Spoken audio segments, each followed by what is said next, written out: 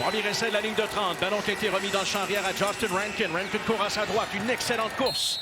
Et c'est déjà un premier jeu. Tout un jeu d'ailleurs par Rankin. Tu vas attaquer le périmètre, tu dois sceller le coin du front défensif. On a eu un bloc percutant sur le coin. Brad Laddick s'occupe de la remise. Jake Julien qui effectue le dégagement. Il botte ça à sa droite. Devante Dedmon capte à la ligne de 10. Entreprend son retour. Et Dedmon évite plusieurs joueurs des Elks. Attention! Devante Dedmon rattrapé, mais quel beau...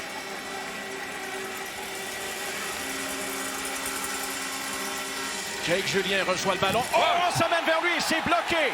Dégagement bloqué partiellement par les Alouettes qui vont reprendre le ballon presque en milieu de terrain. Micah Howey également avait bloqué un dégagement récupéré par Arthur Allen pour le toucher. Tyler Sneed est rejoint par Davis.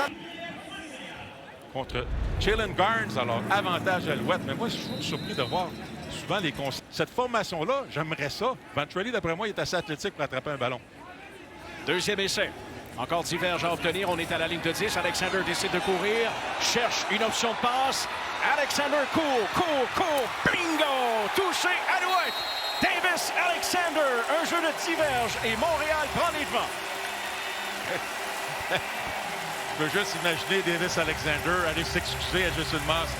Excuse-moi, coach, je sais qu'il ne faut pas que je cours, mais là, j'avais pas le choix. J'avais pas le choix, là.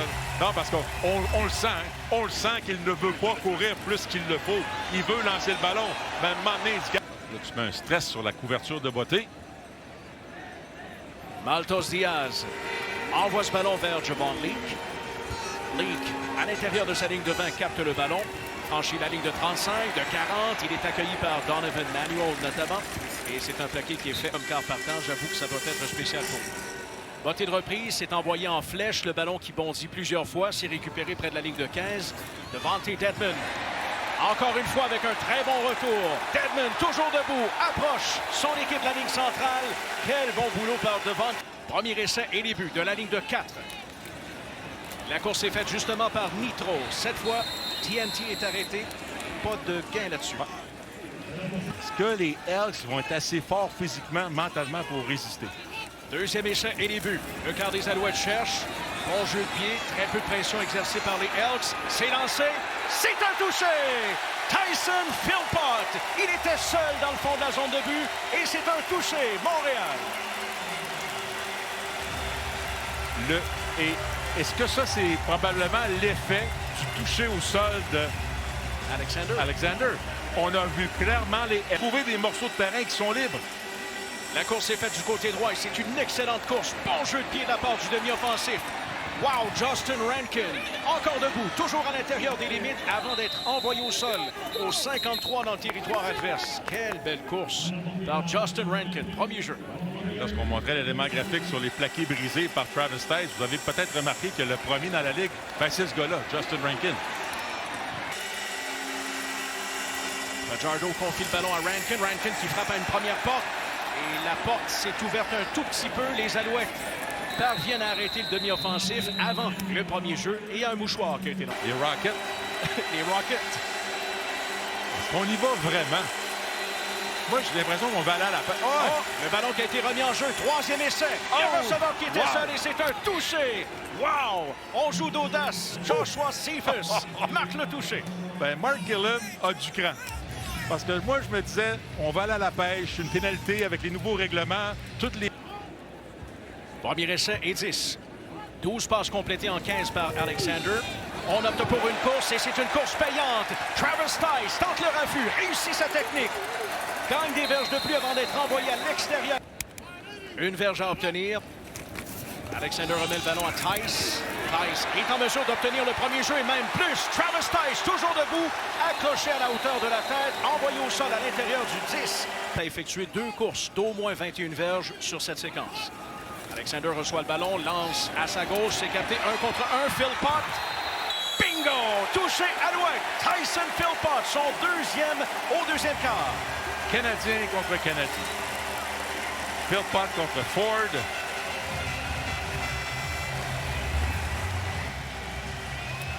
Et ça devient aussi, on rentre dans la dynamique intéressante de voir Davis Alexander qui a lancé une inter... 5 en 9 aujourd'hui lorsque les Elks sont en situation de deuxième essai. Le quart arrière cherche à faire la passe à droite, mais effectivement, il y a de l'espace. Botté qui sera tenté sur 25 verges. Sans problème, c'est réussi par le botteur. On n'a pas marqué de toucher du côté des Hawks. On force un Botté.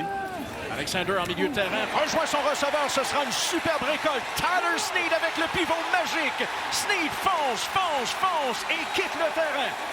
On se retrouve tout près de la ligne de 10. En fait, 11 verges séparent les Alouettes de la zone de but. Il reste 3 secondes à écouler. Je regardais Snead courir, je regardais le cadran de match. Il faut s'assurer que le jeu se termine soit par un toucher, soit qu'il reste au moins une seconde. Alors, quelle façon.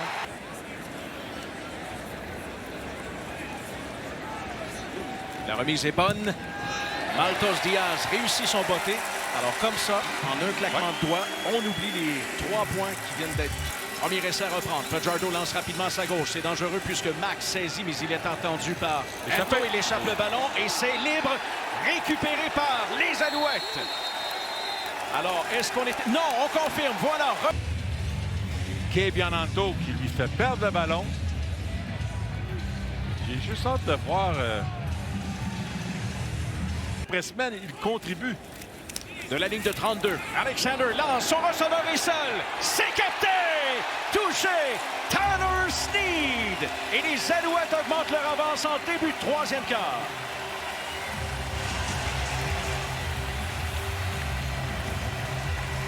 Mais quelle protection. Ouf. Tout commence. 31-17 Montréal. Botté de reprise par José Maltos Diaz. Et le ballon est envoyé. Javon Leake se propose pour le saisir. Et on regarde son retour alors qu'il franchit la ligne de 25. A évité une vague de joueurs. Et Javon Leake. Deuxième et 7. Fajardo lance le ballon vers les lignes de côté. Et c'est intercepté. Tyrese Beverett. Avec le larcin. Mais on sait qu'on a des permutations, on a des rotations. Tout d'un coup, il est dans la zone profonde. Et c'est comme s'il jouait dans les zones profondes. Alors, tu sais, Fajardo s'en est jamais aperçu. Il est parfait. Le demi-de-coin est battu. Burns est battu.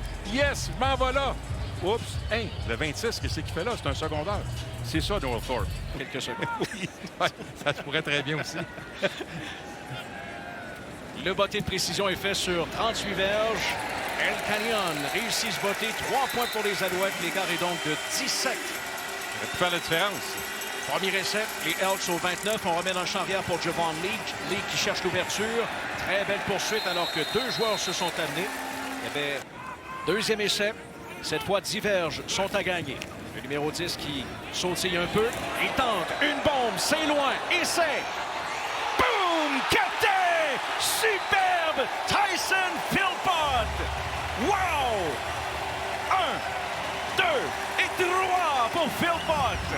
C'est peut-être ça le 3 hein, qu'Alexander faisait au banc tantôt. Check bien le troisième touché à Philpott.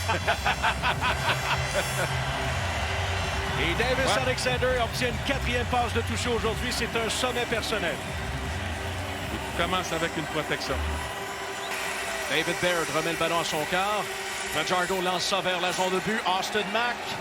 Oh. Et c'est capté. Superbe attrapé par Austin Mack. Touché Edmonton. Oh, et Kebiananto qui s'en veut. Parce que reste pas dans les zones courtes. Va aider dans les zones profondes. Il est arrivé en retard. Mais c'était toute une passe. Un attrapé. Oh, oui. C'était qui le voltigeur tantôt? J'ai dit Jim Edmonds. On peut dire Willie Mays aussi. Mais Edmonds en a fait des bons. Parce que Anto, mais c'est parce que la dernière fois, ça a mérité le titre de cocombe. Écoute, je pense que c'est la première fois de ma vie, Pierre, que je décris pas un toucher, mais que je ris au moment où le joueur entre dans la zone de but. Terry Wilson avec le toucher sur une verge. Et les Alouettes qui ont maintenant 47 points au tableau. D'ailleurs, c'est la première fois que les Alouettes marquent au moins 40 points dans un match. C'est quoi nos standards? De la ligne de 6, Powell décide de courir, lance le ballon, c'est bas. Pénalité sur le jeu et c'est un toucher inscrit par Edmonton. Carter Kettel, son premier touché dans la Ligue canadienne. Ouais, et Beverett sera puni pour avoir rudoyé le quart à écouler à ce quatrième quart. Et on tombe dans la nouvelle réalité. Je sais que les Hawks sont 30 points maintenant, mais la joke maintenant, c'est... Il fut un temps, je demandais à des joueurs défensifs, 20 points au moins, 17 des moins, c'est encore mieux. Ça, j'ai l'impression que la nouvelle réalité cette année, c'est 30 points. Ouais. L'équipe qui accorde moins de 30 points risque de gagner. Là, c'est 48-30. Alors, c'est fou comment... Attention à Powell, qui est très mobile. La remise est faite vers le quart. C'est lancé. Et le ballon semble avoir été touché. Vous avez remarqué que Dustin Crum est maintenant le quart arrière. Rashawn Baker est le demi-offensif. Et les Alouettes, allez mettre ça dans la tête des arbitres avant le match. Oh, le dégagement est fait. On est passé bien près de frapper ce ballon. Le retourneur, Javon Leake, avec quelques feintes. Et Josh Archibald obtient un autre plaqué sur les unités spéciales. Le match se termine ainsi.